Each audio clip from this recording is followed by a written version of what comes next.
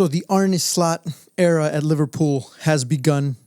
Liverpool played the first official preseason friendly in front of the public against the Real Betis. I wanted to give you guys my thoughts on it because I thought it was a very interesting game and I was actually pleasantly surprised at what I saw. First of all, you're missing a lot of players that are actually going to be part of the team that you're bringing into the season.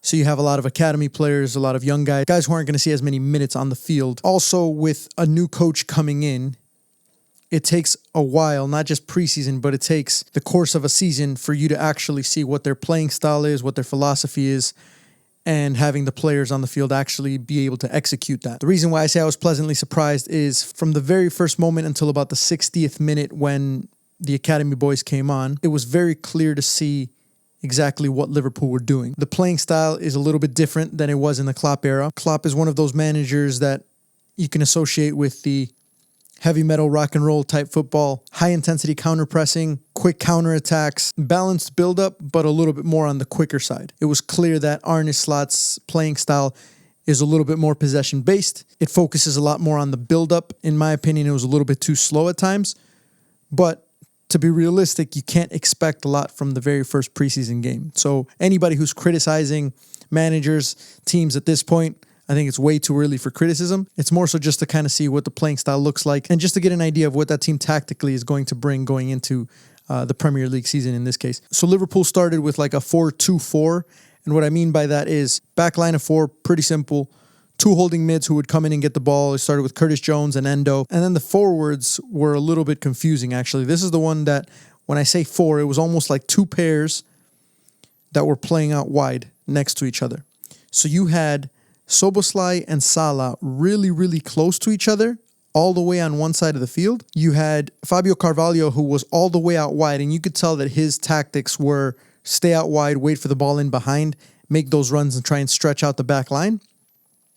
And then you had Harvey Elliott, who was just kind of popping into that space, almost like a false nine, a little bit closer to Fabio Carvalho because Szoboszlai and Salah were already on the other side.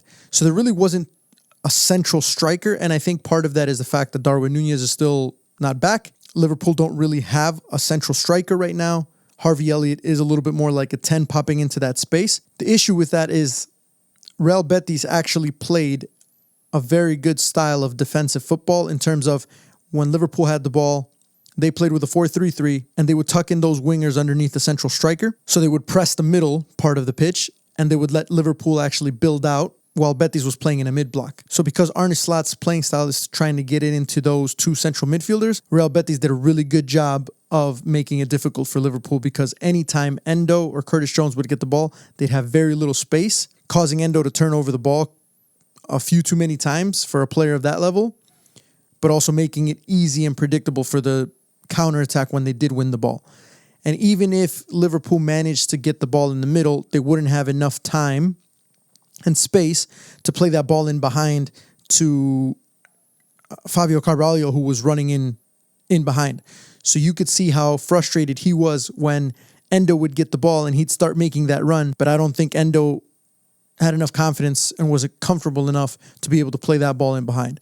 And I think part of that is probably because, again, Arne Slot's build-up is a lot more patient. I think it was clear he doesn't want to rush the ball over the top or the ball in behind, but it was difficult for some of those players like Salah, Szoboszlai, and Carvalho, even Harvey Elliott, who weren't getting the ball as much in the build-up just because Real Betis was playing such a good defensive style. I think the strongest area for Liverpool in the Arne Slot philosophy so far was specifically the underlaps. Salah would pop out really wide, Carvalho would pop out really wide, and a little bit more on Salah's side. As soon as he would get the ball and they would successfully build and break that mid-block of Real Betis, Szoboszlai would pop in underneath and make those runs in behind, which is what led to that first goal. Because Betis didn't want to track back after they had already been broken in the middle, Szoboszlai makes the run in behind, Salah plays him through, and Szoboszlai manages to finish on goal. So that was really interesting because we don't talk about underlapping runs as often as we talk about overlapping runs, and you don't see them as often.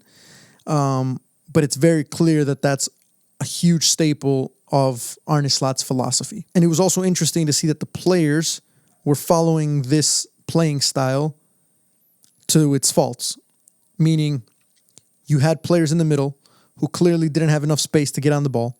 still trying to get on the ball. Every single pass was between a 5 to 10 yard distance. There was very few long balls until the game started getting stretched out in the end. But for the most part, you could actually see what Liverpool was trying to do. To be honest, I didn't really know too much about Arne Slot. I started doing a little bit of research of the things that he accomplished at Feyenoord, a little bit of AZ, but he doesn't really have as much experience as some of these other managers in order to coach a club the size of Liverpool. So I think there was a lot of managers that would have came to mind for the fans, for the supporters before Arne Slot. But I'll always give credit to Liverpool because they did a fantastic job when they hired Klopp of having the patience to understand that this was going to be a rebuild and it was going to take a few years to get Liverpool to where it used to be. And I feel like they're kind of doing the same thing with Arne Slot, where they know it's not going to be a simple transition. It's going to take a little bit of time. But fortunately, Liverpool are in a much better spot than they used to be before they hired Klopp.